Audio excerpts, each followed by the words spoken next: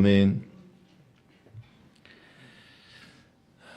사랑하는 성도 여러분, 그동안 길과 도에 대한 주제를 다루어오다가 제자도에 관한 주제를 지난주에 꺼내었습니다. 예수님이 갈릴리의 어느 한 산에 오르셔서 이 제자들을 가르치신 말씀, 산상수훈이라고 하지요.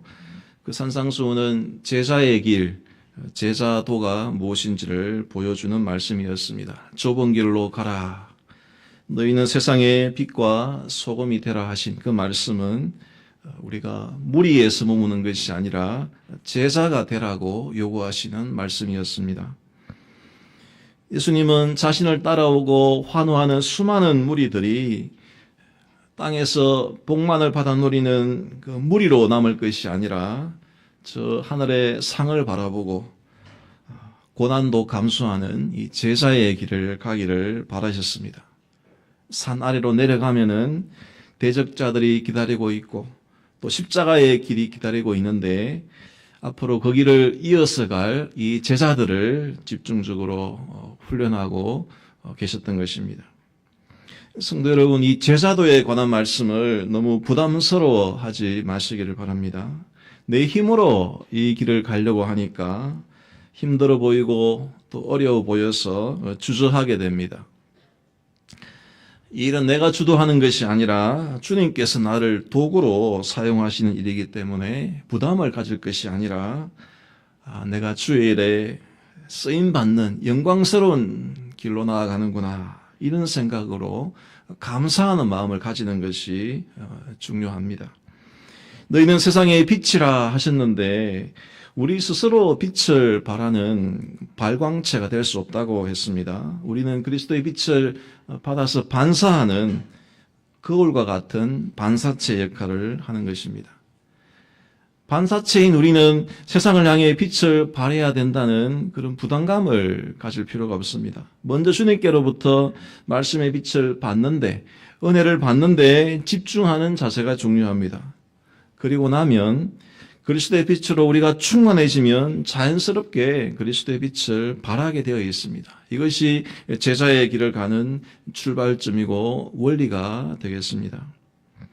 그런데 이 원리를 잘 모르기 때문에 이 무리와 제자의 길에서 머뭇거리는 안타까운 경우가 생깁니다. 좁은 길도 좋은 길이 될 수 있는데 좁은 길은 무조건 불행한 길이라고 오해를 합니다. 또 용기와 의욕을 가지고 있는데 그것을 내 힘으로 발휘해야 된다 생각을 하다 보니까 오히려 그리스도의 영광을 가리는 경우가 생기기도 합니다. 오늘 본문을 통해서 그리스도의 빛을 비추기 위해서 자만하지도 낙심하지도 말아야 합니다 라는 요지로, 두 가지 요지로 말씀을 전하겠습니다. 첫 번째 대지입니다. 자만하지 말아야 하는 이유입니다. 오늘 본문을 기록한 인물은 사도 바울입니다. 이 바울은 예수님의 제자가 아니었는데 사도가 된 아주 특별한 인물입니다.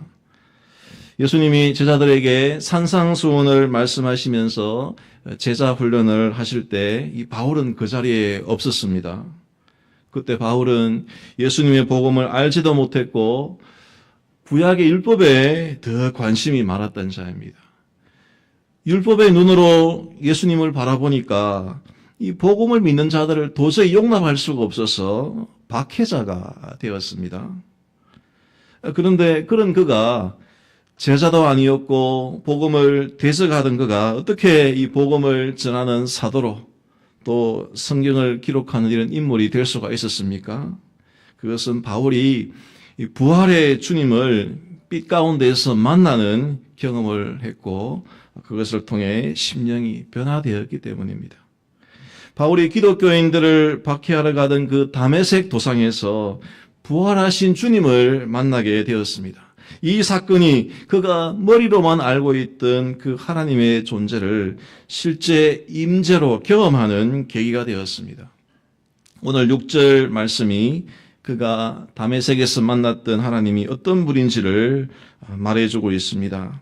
6절에 보시면 어두운 데에 빛이 비치라 말씀하셨던 그 하나님께서 예수 그리스도의 얼굴에 있는 하나님의 영광을 아는 빛을 우리 마음에 비추셨느니라.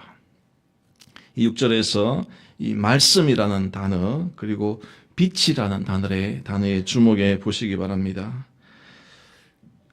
구약 성경에서부터 보시면 창조 때부터 하나님께서 임재하시는 표현을 기록할 때마다 항상 같이 등장하는 단어 둘이 있습니다. 그것은 빛과 소리, 말씀입니다. 하나님은 직접 모습을 나타내시지 않으시기 때문에 빛과 소리로 자신의 임재를 나타내 오셨습니다. 창세기 1장에 하나님의 첫 등장이 빛이 있으라 하시면서 소리와 빛으로 자신의 존재를 드러내셨습니다. 출애굽기 3장에서 모세가 떨기나무에서 하나님을 만날 때에도 하나님은 빛과 소리로 모세를 대면하셨고, 또 욥기서에도 보시면 하나님에 대해서 그 소리를 천하에 펼치시며 번갯빛으로 땅끝에 이르시는 분이다, 이렇게 증거하고 있습니다. 예레미야에도 에스겔서에도 다니엘서에도 하나님의 임재를 선포할 때에는 늘 예외 없이 빛과 소리가 같이 등장을 했습니다. 바울이 구약에 능통했고 구약을 잘 알고 있던 바울이 이 빛과 소리로 계시하던 그 하나님의 임재를 이 다메섹에서 경험을 한 것입니다. 사도행전 본문을 보시면 호련히 하늘로부터 빛이 그를 둘러 비추었고 소리가 있어 이르시되 사울아 네가 어찌 나를 박해하느냐. 하나님의 임재의 상징인 빛과 소리가 그를 압도했습니다. 바울은 신적 존재임을 직감하고 주여 누구시니까, 임재하신 분이 누군지를 물었습니다. 그 대답이 놀랍게도 나는 네가 박해하는 예수라. 빛과 소리를 통해 바울 앞에 자신을 드러내신 그 하나님께서 이 사울이죠. 지금은 사울의 질문에 자신의 이름을 알려주셨는데 놀랍게도 그 이름이 그가 핍박하던 예수시라는 겁니다. 이 말씀과 빛 앞에 이 바울이 큰 충격을 받고 한동안 눈이 멀었습니다. 그동안 자신이 충성을 다해 섬겨왔다고 자부하던 그 하나님이 스스로를 가리켜서 예수라고 소개하신 것입니다. 그동안 바울은 예수는 하나님이시라 하는 이 복음을 듣기를 그토록 싫어했는데, 그래서 기독교인 핍박에 제일 앞장서 왔는데 빛과 소리로 등장하신 하나님께서 하시는 말씀이 내가 바로 예수다 하시니 그의 인생을 뒤집는 경험이 되고 말았던 것입니다. 성도 여러분, 이 바울이 다메섹 도상에서 빛 가운데 부활의 주님을 만난 이 사건은 우리가 세상의 빛이 되기 위하여서 그리스도의 빛을 비추임 받는다는 것이 어떤 것인지를 잘 보여줍니다. 바울이 빛 대신 주님을 만나고 나서 그가 깨달은 것이 무엇입니까? 오늘 4절에 보시면 그리스도는 하나님의 형상이니라. 그동안 하나님을 눈으로 볼 수 없었는데 하나님께서는 빛과 소리로만 임재하시는 분으로만 알고 있었는데 이제 보니까 하나님께서 우리 눈으로 볼 수 있는 사람으로 이 땅에 오셨구나. 예수님이 하나님의 형상이시구나. 이 놀라운 깨달음을 얻고 예수님을 전하는 자로 바울이 변화되었습니다. 어떻게 변화되었습니까? 5절에 보시면 우리가 우리를 전파하는 것이 아니라 오직 그리스도 예수의 주 되신 것과 또 예수를 위하여 우리가 너희의 종된 것을 전파함이라. 우리가 우리를 전파하는 것이 아니라 하는 이 말은 이전까지 이 바울이 자신을 자랑하고 자기를 드러내는 삶을 살아왔음을 보여줍니다. 바울이 이 주님을 만나기 전까지는 자신에 대한 자부심으로 가득한 사람이었습니다. 빌립보서 3장을 보시면 자기 자랑을 저렇게 많이 하지요. 히브리인 중에 히브리인이고 율법으로는 흠이 없다. 정통 유대인 가문에 태어난 이 바울은 자기 출생 신분을 자랑했고 율법의 의로는 흠이 없는 자라 자부할 정도로 신앙 행위도 자랑하던 자였습니다. 누구보다도 구약에 능통했고 로마 시민권도 가지고 있어서 세상적으로도 부러울 게 없었습니다. 한마디로 하나님과 사람 앞에서 부끄러울 것이 없다 여기면서 자신의 존재를 과시하던 자였습니다. 그렇게 자기를 드러내고 좋아했던 인물인데 부활의 주님을 만나고 나서부터 오직 그리스도 예수의 주 되신 것을 전파함이라, 이런 말하는 자로 변화가 된 것입니다. 성도 여러분, 이것이 그리스도의 빛을 비추임 받은 결과이고 임재하시는 그 하나님의 소리, 음성을 제대로 들은 자의 변화된 모습입니다. 자신의 존재를 스스로 빛내려고 자체 발광하려고 애쓰는 바울이었는데 이제는 예수님을 빛내는, 예수님을 비추는 존재로 변화가 된 것입니다. 산상수훈에 세상에 빛이 되라 하신 예수님 말씀을 잘못 이해하기 때문에 어떤 일이 생긴다고 했습니까? 많은 그리스도인들이 세상 사람들보다 높은 자리에 올라가야 세상을 비출 수 있게 된다, 이렇게 이해를 하는 것입니다. 그래서 자녀를 키울 때에도 경쟁에서 이기고 성공해서 더 많은 사람에게 영향력을 미치는 자리로 올라가야 하나님께 영광이 될 수 있다, 이렇게 가르치기를 자주 합니다. 물론 높은 자리, 좋은 자리에 올라가서 더 많은 사람을 섬기고자 한다면 문제가 없습니다. 그렇지만 그게 아니라 나의 모습을 빛으로 발하기 위해서 그렇게 한다면, 내 성공이 우선만 되어진다면 오히려 그것은 그리스도의 빛을 가리기가 쉽습니다. 왜냐하면 우리는 발광체가 아니라 그리스도의 빛을 받아서 비추는 반사체, 거울이 되어야 하기 때문입니다. 우리가 이 일에 익숙하지 않기 때문에 이 제자의 길을 가는 것을 어려워하는 것입니다. 우리는 주님을 드러내기보다 우리 자신을 드러내는 데 얼마나 익숙한 자들인지 모릅니다. 발광체가 아니라 반사체가 되어야 함을 알게 되면 또 이번에는 이 반사체의 크기에 대해서, 거울의 크기에 집착하는 것이 우리의 모습입니다. 누가 더 큰 거울이냐 비교하고 큰 거울에 비친 자기의 모습을 보면서 자기 영광에 취하기 쉬운 것이 우리의 모습입니다. 이에 대해서 바울이 뭐라고 합니까? 우리가 우리를 전파하는 것이 아니라 오직 예수 그리스도의 주 되신 것을 전파하겠다, 변화된 바울이 말하고 있는 것에 주목하시기 바랍니다. 성도 여러분, 하나님께서 기뻐하시는 모습은 자신을 비치게 하는 자도 아니고 또 큰 거울이 되고자 하는 자도 아니고 오직 그리스도만을 밝게 비추고 싶어하는 깨끗한 거울이라는 것을 기억하시기를 바랍니다. 주께서 쓰시는 깨끗한 거울이 되어서 그리스도의 빛을 발하는 도구로 쓰이는 것을 영광으로 여기시는 성도님들 되시기를 바랍니다. 두 번째 대지입니다. 첫 번째 대지에서 아멘으로 크게 화답하셔서 너무 감사합니다. 쉽지 않은 아멘인데요. 두 번째, 낙심하지 말아야 하는 이유입니다. 성도 여러분, 세상에 빛이 되라는 말씀에 우리가 순종할 때에 이 첫 번째 대지에서 내 힘으로 빛이 되려고 하는 이 시도, 내가 스스로 빛이 될 수 있다는 생각의 문제점을 지적을 했습니다. 그런데 또 하나의 문제점을 지적하려고 합니다. 그것은 나같이 부족한 자가 세상의 빛이 될 수 있겠느냐, 이렇게 여기는 지나친 겸손함을 가지는 것입니다. 우리가 이 제사도의 말씀을 들을 때에 막중한 사명으로 받아들이게 됩니다. 너희의 착한 행실을 통해 세상으로 하여금 하나님께 영광을 돌리게 하라, 이런 말씀을 우리가 듣게 되는데 막상 우리의 살아가는 현실을 보게 되면 이 막중한 사명을 이루기에는 우리의 현실이 턱없이 부족함을 느낄 때가 많습니다. 질병으로 고통을 겪을 때에, 또 경제적으로 어려운 상황에 처할 때에, 사람들과의 관계 속에서 또 괴로움을 느끼게 될 때에 우리 삶에 해결되지 않는 이 다양한 문제들을 우리는 가지고 있기 때문에 이런 귀한 사명을 이루겠다는 의지를 불태우기보다는 많은 경우에 현실의 문제로 인해서 낙심하기 쉬운 우리들의 모습을 보게 됩니다.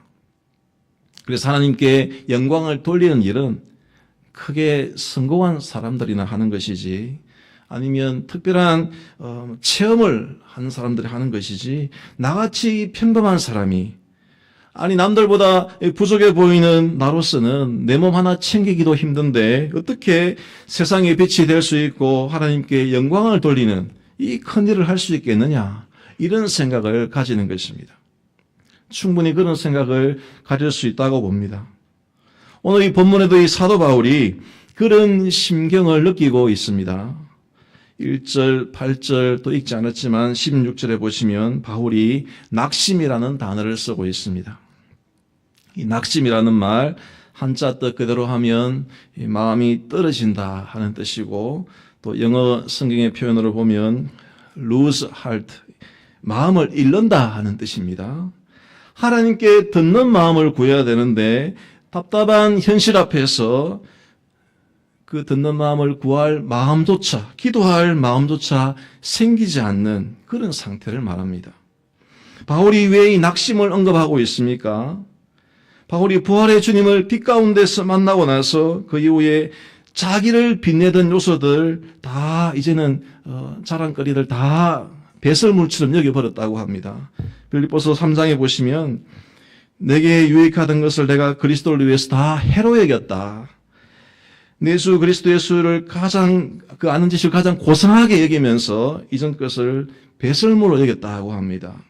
그런데 어떤 주변의 변화가 일어났습니까? 변화된 바울의 이 겸손한 모습을 보고 바울을 칭찬하거나 존경하기는커녕 오히려 복음을 전하는 바울을 대적하는 무리들이 생겨났습니다. 그리스도의 일꾼이 되어서 수고하는 자신을 비난하는 자들을 보고 바울이 낙심하기 시작한 것입니다. 복음을 아예 모르는 자들이 박해하는 것, 물론 그것도 견디기 힘든 일이었지만은 정작 견디기 힘든 것은 교회 안의 무리들 중에 바울의 신상 문제를 가지고 바울의 아픈 고리를 건드리면서 공격하는 자들이었습니다.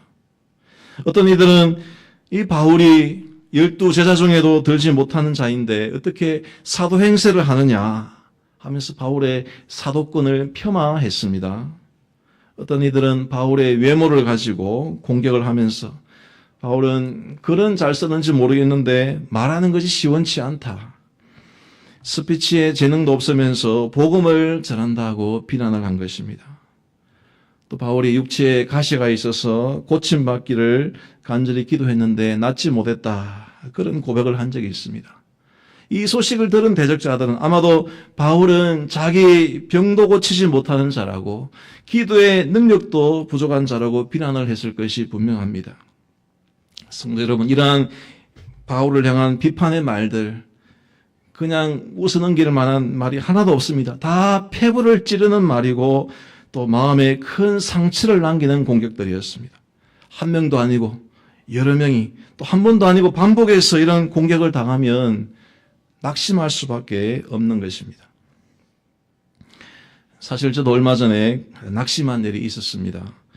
이 바울에게는 훨씬 미치지 못하는 일이지만 개인적으로 크게 낙심을 했었습니다. 작년에 제 몸에 50견이 찾아왔습니다. 나이 50에 찾아온다는 50견이 말로만 들었는데 마침 그 나이 때가 되면서 제 몸에 오니까 처음에는 상당히 충격이었습니다.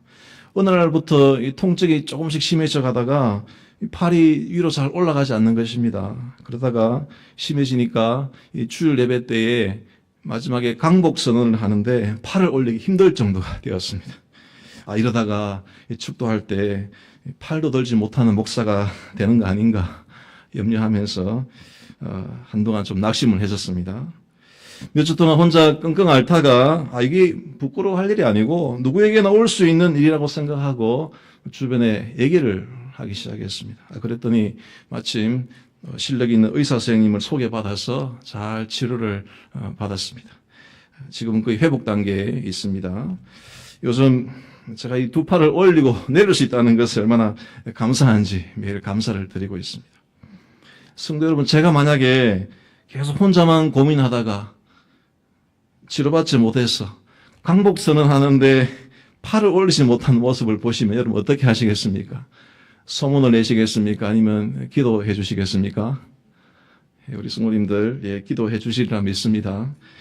소문 내시면 저도 약한 인간인지라 더 낙심하게 될 것이고, 또 기도해 주시고 위로해 주시면은 용기를 얻지 않을까, 그런 생각을 해보았습니다. 그런데 이 사도 바울은 저와는 비교도 할 수 없는 이 상황 속에서 자신을 향한 이 비난의 공격의 화살이 가득한 가운데 낙심하지 않는다, 이런 말을 하고 있습니다. 1절에 긍휼하심을 입은 대로 낙심하지 아니한다. 8절에도 답답한 일을 당하여도 낙심하지 아니한다. 바울은 약점에 대한 자기를 공격하는 것에 대해서 끙끙 앓으면서 숨기면서 낙심한 것이 아니라 오히려 당당히 드러내고 있습니다. 누가 봐도 낙심할 수밖에 없는 상황인데 어디에서, 무슨 근거에서 이런 믿음을 보이고 있습니까?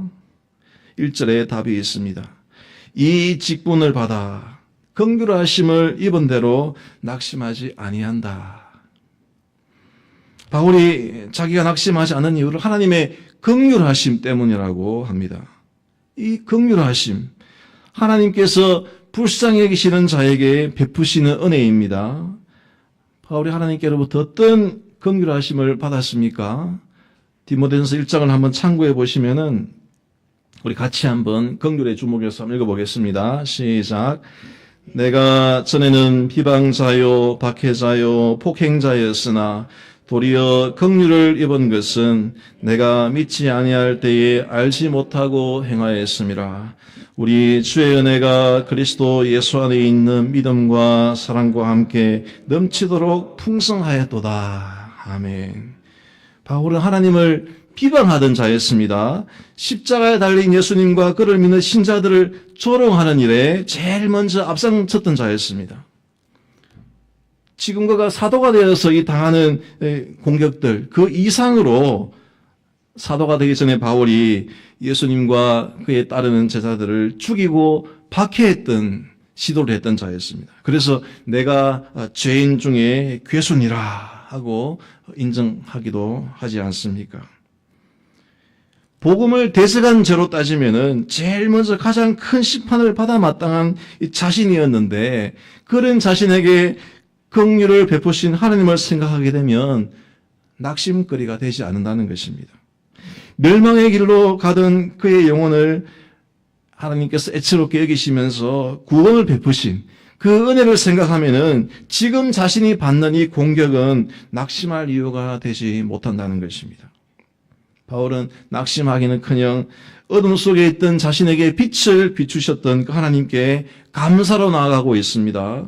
6절에 보시면 어두운 데에 빛이 빛이라 말씀하셨던 그 하나님께서 예수 그리스도의 얼굴에 있는 하나님의 영광을 아는 빛을 우리 마음에 비추셨느니라. 어둠 속에 빠져 있어서 구원자 예수님을 몰라보고 핍박하던 자신에게 빛으로 찾아오신 것도 감사한데 거기서 그치지 아니하시고 그리스도의 빛을 비추는 자로 사명까지 주셨으니까 감사할 일이 아니라 이것은 낙심할 일이 아니라 이것은 감사할 일이라고 여기고 있는 것입니다. 성도 여러분, 낙심되는 일이 생길 때에 이 바울과 같이 하나님께서 우리에게 베푸신 그 긍휼하심, 우리를 불쌍히 여기셔서 구원하신 그 은혜를 되새겨 보시기를 바랍니다. 베푸신 은혜를 당연한 것으로 여기지 마시기를 바랍니다. 주님께서 우리를 불쌍히 여기지 않으셨다면, 우리에게 그리스도의 빛을 비추지 않으셨다면 평생 동안 이 땅에서도 어둠 속에 갇혀 살다가 나중에는 빛이 없는 곳에서 영원토록 낙심하며 지낼 저와 여러분의 인생이었습니다. 그런 우리에게 구원의 빛을 비춰주시고 그 빛을 바라는 자라가 되라고 이 제자의 사명까지 주셨으니까 이 사명을 감당하는 데에 조금 욕을 먹고 핍박을 당한다고 해서 그게 낙심될 일이 아니라는 것입니다. 받은 은혜의 크기를 비교해 보면 우리의 고난은 주님께서 받으신 그 욕과 고난에 비길 바가 못 되는 것입니다. 베드로전 4장 말씀에 이런 얘기를 합니다. 너희가 그리스도의 이름으로 치욕을 당하면 복 있는 자로다. 영광의 영 곧 하나님의 영이 너희 위에 계심이라. 예수님 때문에 욕먹는 것이 낙심할 것이 아니라 오히려 영광스러운 일이라고 합니다. 오늘 사도 바울의 말 속에도 낙심하지 않는다 이 말 속에도 그가 산상수훈의 말씀을 새기고 있었다 하는 것을 알게 됩니다. 우리 마태복음 5장 말씀 같이 한번 읽어보시겠습니다. 시작.